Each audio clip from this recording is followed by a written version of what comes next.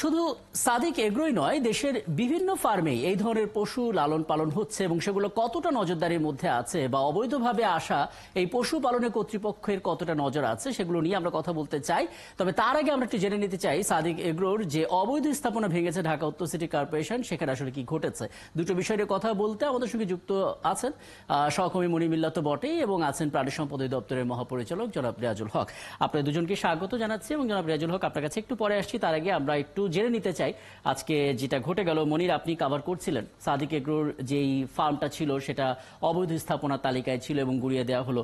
একটু বলবেন আসলে মানে অভিযানের সময় পশুগুলো আসলে কোথায় ছিল, কেন এই অভিযান, সুনির্দিষ্টভাবে কি কি অভিযোগগুলো আসলে সেই তালিকায় ছিল, পুরো পরিবেশটা আমাদের একটা ধারণা দেবেন মনির। দেখুন, একেবারে শুরুতে বলে রাখি যে সাদিক এগ্রো পুরোটা কিন্তু ভাঙা হয়নি এবং তাদের যে স্থাপনা যেগুলো রয়েছে তার পুরোটা কিন্তু অবৈধ নয়। মূলত রামচন্দ্রপুর খাল, আপনি যদি সাদিক এগ্রোতে গিয়ে থাকেন খেয়াল করবেন যে মূলত মোহাম্মদপুর বেড়িবাঁধের পাশে ৭ মসজিদ হাউজিং যেটি রয়েছে তার ভেতরেই এই সাদিক এগ্রো।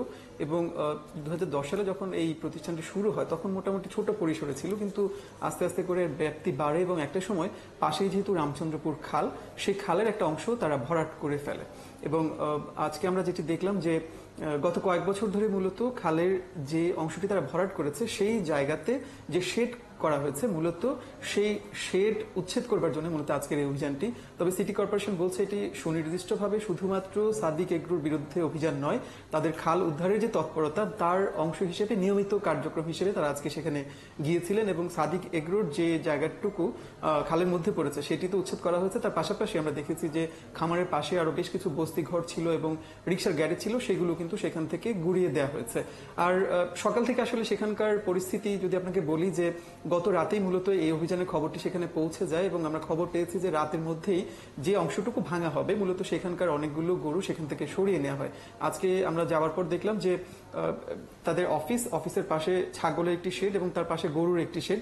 গরুর শেডটি ফাঁকাই আমরা পেয়েছি, কিন্তু ছাগলের যে শেড রয়েছে সেখানে অনেকগুলো ছাগল ছিল এবং সেই আলোচিত যে ১৫ লাখ টাকা দামের যে ছাগল সেটিও কিন্তু আজকে সেই জায়গাতে ছিল। এবং অভিযান শুরু হবার পরপরই আমরা দেখেছি যে সেখানকার যারা কর্মী ছিলেন, খামারের কর্মী ছিলেন, তারা সেই ছাগলগুলোকে সেখান থেকে বের করে নিয়ে যান। এবং সেখানে কিন্তু এই প্রতিষ্ঠানের যিনি মালিক ইমরান হোসেন, তাকে আজকে আমরা দেখিনি, তার সাথে কথা বলবার সুযোগ আমাদের হয়নি। তবে খামারের যারা কর্মী ছিলেন তারা যেটি দাবি করছেন যে এই ছাগল কাণ্ডের প্রেক্ষিতে মূলত সিটি কর্পোরেশন একেবারে উদ্দেশ্য প্রণোদিতভাবে সেখানে অভিযান চালিয়েছে এবং তাদের সেই স্থাপনাগুলো ভেঙে দিয়েছে। তবে সিটি কর্পোরেশনের পরিষ্কার বক্তব্য হলো যে রামচন্দ্রপুর খালের বড় একটা অংশ এই সাদিক এগ্রো দখল করে ফেলেছে এবং সিএস যে খতিয়ান ছিল সেই খতিয়ান ধরে যতটুকু জায়গা তারা দখল করেছে। ব্যবস্থা কি নেওয়া হবে সাদিক এগ্রোর মালিকের বিরুদ্ধে, এরকম কোনো ধারণা পেয়েছে? না, সেরকম কোনো ব্যবস্থা কিন্তু আসলে নেওয়া হয় না। বিভিন্ন সময় আমরা দেখি যে সিটি কর্পোরেশন খাল উদ্ধার দখল হয়ে যাওয়া অংশগুলো উদ্ধারে অভিযান চালায়, কিন্তু যারা দখলদার তাদের বিরুদ্ধে কিন্তু কোনো আইনি ব্যবস্থা নেওয়া হয় না। এবারও হয়তো সেরকমটি হবে এবং সিটি কর্পোরেশন যেটি বললো যে আজকে এই উচ্ছেদ কার্যক্রম শেষে আজকে দিনের মধ্যেই তারা চেষ্টা করবেন যে সেই জায়গাটুকু খনন করে খালের পানির যে স্বাভাবিক প্রবাহ সেটি নিশ্চিত হবে। অনেক অনেক ধন্যবাদ মনির, আসলে অনেক তথ্য আসলে জানতে ইচ্ছা করছিল, সময়টা যেহেতু সংক্ষিপ্ত আমি মূল অংশটা আপনার কাছ থেকে পেয়ে গেছি, বাকিটা আপনার প্রতিবেদন থেকে নিশ্চয়ই আমরা দেখবো এবং ধন্যবাদ যুক্ত হওয়ার জন্য। জনাব রিয়াজুল হক, আমরা আসলে যে বিষয়টা নিয়ে মূলত আজকে কথা বলতে চাই যে সরকারি খামারে লালন পালন হওয়া বিশাল আকারের এক একটা ব্রাহ্মা গরু, সেটা আসলে কিভাবে সাদিক এগ্রো নিজেদের কাছে নিজেদের বলে দাবি করেছে এবং একই সঙ্গে আমরা দেখলাম যে সামাজিক যোগাযোগ মাধ্যমে তারা একটা গরুর দাম কোটি টাকারও বেশি হাঁকিয়েছে। তখন আসলে আপনারা এটা নজরে এনেছেন কিনা বা আপনারা তখন কোনো পদক্ষেপ নিয়েছেন কিনা? আসলে আমরা সাদিক এগ্রো একসময় যখন এই পশুগুলো আমদানি করেছে, আমদানির প্রক্রিয়াটা ছিল ত্রুটিপূর্ণ, সেগুলো আমরা বাজেয়াপ্ত করেছি। বাজেয়াপ্ত করে সেগুলো আমরা আমাদের খামারে রেখেছিলাম। কোর্টে চ্যালেঞ্জ হয়েছে, সেক্ষেত্রে কোর্ট আমাদেরকে রায় দিয়েছে, সেক্ষেত্রে আমরা বাজেয়াপ্তটা দীর্ঘায়িত করেছি এবং এগুলো দীর্ঘ সময় আমরা পালন করেছি। নন প্রোডাক্টিভ একটা জিনিস, এটাকে আমরা খাওয়া খরচ প্রায় প্রতিদিন ১,০০০ একটা পিছনে খরচ হয়। তো সুতরাং দীর্ঘদিন পালন করার পরে আমরা কোনো সিদ্ধান্ত, তো সেক্ষেত্রে একটা সলিসিটর এর একটা ছিল দিক নির্দেশনা, মাংসের জন্য এগুলো ব্যবহার করা যায়। আর একটা কথা বলে রাখি, এখানে আমাদের উদ্বিগ্নতার বিষয়গুলো হলো এগুলো যাতে বীজ না ছড়ায়। এখানে মাংসের জন্য খাওয়ার কোনো উদ্বিগ্নতা নাই, সেটা হলো বীজ যাতে না ছড়াইতে পারে, সেখানে আমরা একটা পলিসিতে আমরা সেটাকে এনকারেজ করি নাই। সুতরাং বীজ দেওয়ার জায়গাটা থেকে আমাদের উদ্বিগ্নতা। কিন্তু যে পশুগুলো আমরা বাজেয়াপ্ত করে রেখেছিলাম তাদের বয়স অনেক হয়ে গেছিল। সাধারণত একটা ষাঁড় গরু 1.5 থেকে 4 বছর পর্যন্ত বীজ উৎপাদন করে, এরপরে তার বীজ দেওয়ার সক্ষমতা হারায়, এগুলো ইউজ করতে পারে না।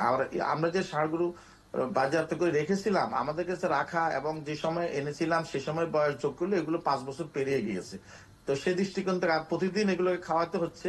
আর একটা পশুর জবাই করে খাওয়ার বয়স 2.5 বছর হওয়াটাই ভালো, এরপরে তার আর গ্রোথ হয় না। আমরা তো অনেক খাওয়াই যাচ্ছে, তার মাংস হচ্ছে না, ক্ষতিকারক চর্বি জমছে এবং তারা কষ্টও পাচ্ছে, অনেক ভারী গরু এগুলোকে রাখা। সুতরাং সেক্ষেত্রে আমরা সিদ্ধান্ত নিয়েছি যে এগুলো আমরা মাংসের জন্য এগুলো কালিং করে দিয়ে দেবো। সেই মাংসের জন্য সে নিতে পারে, মাংসের জন্য কালিং করে দিয়েছে, সে নিয়েছে। কিন্তু এই পর্যন্তই আমাদের পদক্ষেপ, আমরা জনস্বার্থে এগুলো করেছি। কিন্তু পরবর্তীতে যদি সেটাকে নিয়ে ব্রিডিং বুল হিসেবে প্রচার করা বা সেগুলো বিবেচনা প্রসূত ছিল না, বিভ্রান্তিকর ছিল। সেটার জন্য তাকে অনেক সতর্ক থাকা উচিত ছিল এবং সে বিষয়ে আমরা আমাদের উদ্বিগ্নতা রয়েছে, আমরা জানিয়েছি। আপনাদের উদ্বিগ্নতার দিকে নজর রাখছেন, কিন্তু এখন যে পরিস্থিতি তৈরি হলো, অর্থাৎ ছাগল নিয়ে নানা রকমের ঘটনা ঘটে গেল, মানে যেই ছাগলের দাম সর্বোচ্চ 3.5 লাখ টাকা হওয়ার কথা সেটা 12 থেকে 15 লাখ টাকায় হাঁকানো হচ্ছে। তারপরে যে বিশাল সাইজের গরুগুলোর কথা বলা হচ্ছে সেটা মাংস বিক্রির উদ্দেশ্যে বিক্রি করা হচ্ছিল এবং সেটাও কোটি টাকা ছাড়িয়েছে। এই অনিয়মগুলোর বিরুদ্ধে আসলে কি ধরনের ব্যবস্থা নেওয়া যায়? আসলে উনি লাইভস্টক ক্লিয়ারার হিসেবে, অর্থাৎ একজন খামারি হিসেবে অনেক শিক্ষিত লোকরা কিন্তু এই জায়গায় আকৃষ্ট করতে সক্ষম হয়েছে। তার একটা ফলপ্রসূ একটা জায়গাও আছে জীবনে। সুব্যবসা হলে সেটা সবাই এনকারেজ করে, কিন্তু আসলে তার এই যে সুখ্যাতিটা তার বহন করা উচিত ছিল এবং আরেকটু কেয়ারফুল কথা বলা এবং ব্যবসাটাকে যাতে কেন বিভ্রান্তির মধ্যে না যায়, তাকে আমি বলবো যে সেক্ষেত্রে অনেক বেশি পরিমাণে ওনাকে বিবেচনা প্রসূত কথা বলা উচিত ছিল। বা আমি এটা জনাব আপনি চমৎকার করে বলছেন। আমি এটুকু জানতে চাই যে প্রাণী সম্পদ অধিদপ্তর আপনাদের এখতিয়ারটা কতটুকু, অর্থাৎ যে ঘটনাগুলো ঘটছে আপনারা স্বপ্রণোদিত হয়ে কোনো আইনগত ব্যবস্থা নিতে পারেন কিনা? আমরা ধরেন যে এগুলোকে বাজেয়াপ্ত যখন করেছি সেক্ষেত্রে আমরা স্বপ্রণোদিত হয়ে করেছি। আমাদের কাছে যখন মেসেজ আসছে যে আমাদের একটা ইয়ে নিয়ে তারা করছে, সেক্ষেত্রে আমরা বাজেয়াপ্ত করেছি এবং সেগুলার যে উদ্দেশ্য সে এনেছিল সেই উদ্দেশ্যটাকে আমরা সফল হতে দিই না। সেটা আমাদের প্রোঅ্যাক্টিভ অ্যাক্টিভিটি এবং সেটা আমরা সফলতার সাথে করেছি। পরবর্তীতে আমরা মাংসের জন্য দিয়েছি, সেটা যদি মিসইউজ করেছে আমরা এখন বুঝেছি, সেটার জন্য আমরা তার সাথে কথা বলে এবং বলেছি যে মেলায় কি আসবে না আসবে, প্রদর্শনীতে কি আসবে না আসবে, সে ধরনের একটা কাউন্সিলিং আমাদের ছিল। সেখানে সে মেনেছেও, আবার কিছু জিনিস সে ব্যর্থ ঘটিয়েছে, সেটার জন্য আমাদের উদ্বিগ্নতা ছিল, তার সাথে আমাদের বলা আছে। কিন্তু সেক্ষেত্রে আবার সেই উদ্বিগ্নতা এখন অনেক বেশি তাকে ক্ষতিগ্রস্ত করছে। এখানে তার যে বিবেচনার যে জায়গাটুকু তিনি সেটা সংরক্ষণ করতে পারেন না, সেজন্য। আচ্ছা, আরেকটি বিষয় আমরা জানি যে সরকারের একটা প্রকল্প আছে, বেশ বড় প্রকল্প প্রাণী সম্পদের ক্ষেত্রে, সেটা হচ্ছে LDTP প্রকল্প এবং সেখানে খাদ্যের স্বয়ংসম্পূর্ণের কথা বলা হচ্ছে, যেখানে প্রাণী খাদ্যের যে স্বয়ংসম্পূর্ণতা সেটা একটা বড় ইন্ডিকেটর বলা হচ্ছে। এই পরিস্থিতিতে বিদেশ থেকে গরু ছাগল আমদানি করা, সেগুলোকে বিক্রি করা, এটা কতটা সমর্থনযোগ্য? আমরা তো শুধু সাদিক এগ্রোর কথা বলছি, অন্যান্য ফার্মগুলোতে নজরদারি কেমন? আমরা এটাকে কোনোভাবে এনকারেজ করি না এবং কোনো অবস্থাতে আমরা চাই না বিদেশ থেকে লাইভ আসুক, যে আমরা কোনোভাবেই চাই না। এখন কথা হচ্ছে, ওই একটা কথা আছে বলে অবৈধ এবং নিষিদ্ধ, সেটা না, নিষিদ্ধ আমরা বলছি যে আমাদের পলিসিতে আমরা এনকারেজ করি না। আবার একটা কথা আছে, ব্রাহ্মা নেই কিন্তু অনেকের আবার আগ্রহ আছে, ব্রাহ্মা বীজ তারা চায়। আবার একটা ইয়ে আছে, শ্রেণী আছে, তারা ব্রাহ্মা বীজের উদ্বিগ্নতা আছে সঙ্গত বিজ্ঞান ভিত্তিক কারণে, কারণ অনেক কম দুধ দেয়। সুতরাং আমরা যে জায়গাটা এগিয়েছি সেটা যাতে বা পিছায় না যায়, সেই উদ্বিগ্নতা থেকে ব্রাহ্মার বিরুদ্ধেও কিন্তু এক ধরনের মতামত আছে। সুতরাং সরকার একটা সকলের মতামত শুনে ম্যাচিং ক্রস ম্যাচিং করে, যেটা জনস্বার্থের বৃহত্তর স্বার্থ হবে সেটাই সরকার গ্রহণ করবে। তার জন্য আমরা এটাকে ডিসকারেজ করে রেখেছি, আমরা আপাতত সিদ্ধান্ত নিই নাই। এই জায়গাটাই হচ্ছে আমাদের অবস্থান। তবে বিচ্ছিন্নভাবে কিছু কিছু বুঝতে পারছি, মানে আপনারা নিরুৎসাহিত করছেন পুরো বিষয়টাতে। এই পর্যন্ত হচ্ছে আপনাদের অবস্থান। আপনাকে অনেক ধন্যবাদ সময়টা দেওয়ার জন্য।